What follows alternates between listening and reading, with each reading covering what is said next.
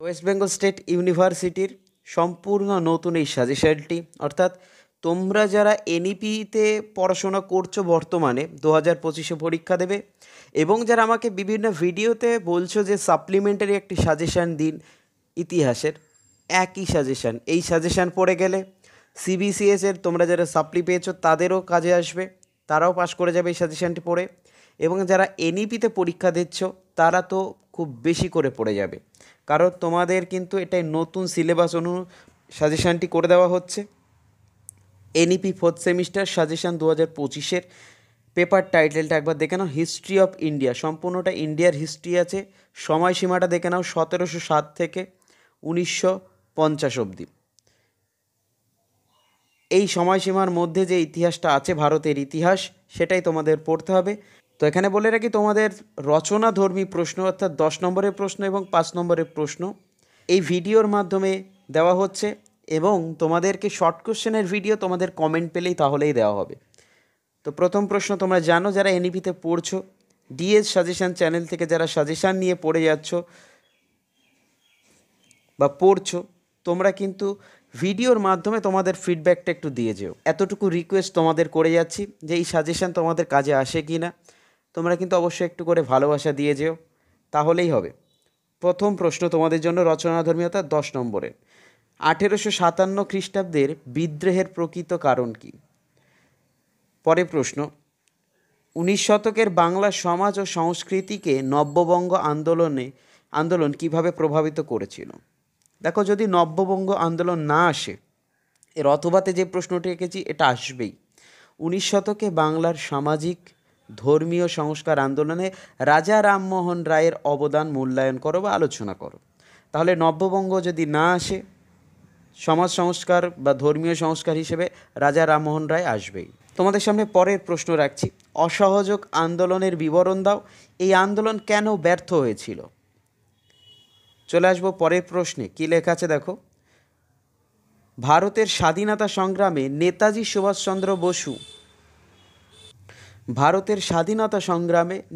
সুভাষচন্দ্র বসু ও আজাদিন ফৌজের ভূমিকা বর্ণনা করো। এখানে প্রশ্নটা কেমন ঘোরাতে পারে, শুধু নেতাজি সুভাষচন্দ্র বোস দিতে পারে অথবা আজাদিন বাহিনী দিতে পারে। প্রশ্ন আলাদা মনে হলো, উত্তর কিন্তু একটাই হবে। এই একই উত্তর লিখলে দুটো প্রশ্নের অ্যান্সার হয়ে যাবে। পরের প্রশ্ন, ভারত ছাড়ো আন্দোলনের তাৎপর্য বা গুরুত্ব একই কথা, একই প্রশ্ন, নিরূপণ করো বা আলোচনা করো। চলে আসবো পরের প্রশ্নে, আর দুটো প্রশ্ন পড়লেই তোমাদের 10 নম্বর প্রশ্ন শেষ হয়ে যাচ্ছে। লাস্ট মিনিট যে সাজেশানটি আসবে সেটাও তোমাদের কমেন্ট পেলেই আসবে, নচেত আসবে না। পরের প্রশ্ন, চরমপন্থী আন্দোলনের উদ্ভবের কারণগুলি কী ছিল, এর সীমাবদ্ধতা কী ছিল? পরের প্রশ্ন এবং লাস্ট প্রশ্ন, সম্পদের বহির্গমন কী বা সম্পদের বহির্গমন বলতে কী বোঝো? ঔপনিবেশিক ভারতের অর্থনীতিতে এর কী প্রভাব পড়েছিল তা ব্যাখ্যা করো। তাহলে এটা গেল তোমাদের 10 নম্বরের প্রশ্ন। এবার আসছি আমরা টিকাতে, অর্থাৎ সংক্ষিপ্ত প্রশ্ন বলতে টিকা 5 নম্বরে। 5টি করে প্রশ্ন দেয়, 2টি করে লিখতে হয়, 3টে প্রশ্ন এক্সট্রা দিয়ে দেয়। আমাদের লক্ষ্য থাকবে ওই 5টার মধ্যে আমরা 5টাতেই কমন পাবো। পরের প্রশ্ন, 1857 এর মহাবিদ্রোহের ব্যর্থতার 2টি কারণ লেখো। যদি ব্যর্থতা না আসতে পারে 1857 মহাবিদ্রোহ ঘটার পেছনে বিভিন্ন কারণগুলি। পরের প্রশ্ন তোমাদের সামনে, লাল বাল পাল নামে কারা পরিচিত ছিলেন, অর্থাৎ এদের সম্পর্কে লিখতে হবে। পরের প্রশ্ন, ভারতীয় জাতীয়তাবাদী আন্দোলনে গদর দলের বা গদর পার্টির তাৎপর্য কী ছিল? তাৎপর্য বা গুরুত্ব এই কথাটা কিন্তু একই। পরের প্রশ্নে চলে আসবো আমরা, লেখা আছে ভারতীয় স্বাধীনতা সংগ্রামে অনুশীলন সমিতির গুরুত্ব আলোচনা করো। পরের প্রশ্ন আছে দেখো, খেলাফত আন্দোলনের একটি সংক্ষিপ্ত বিবরণ দাও। যারা এখনও ভিডিওটি দেখতে পায়নি তোমাদের বন্ধুদের কাছে কিন্তু অবশ্যই শেয়ার করে দিও, এবং যারা চ্যানেলে নতুন আছো, চ্যানেলটিকে সাবস্ক্রাইব করোনি, তারা কিন্তু অবশ্যই সাবস্ক্রাইব করে রেখো। পরের প্রশ্ন, 1943 খ্রিস্টাব্দে বাংলায় একটি মন্বন্তর ঘটেছিল বা দুর্ভিক্ষ ঘটেছিল, তার উপর একটি টিকা। বাংলার মন্বন্তর বা 50-এর মন্বন্তর যেটাকে বলা হয়। পরের প্রশ্ন, সপ্তবিলোপ নীতি এর উপর একটি টিকা লেখো।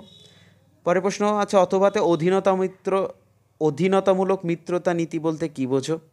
এবং শেষ প্রশ্ন, ইংরেজ কোম্পানির কর্তৃক দেওয়ানি লাভের তাৎপর্য বা গুরুত্ব কী ছিল তা লেখো। তো সবাইকে ধন্যবাদ এতক্ষণ ভিডিওটি দেখার জন্য। তো চ্যানেলে যারা নতুন আছো সবাইকে বলছি চ্যানেলটিকে অবশ্যই সাবস্ক্রাইব করে রেখো। দেখা হচ্ছে পরবর্তী ভিডিওতে।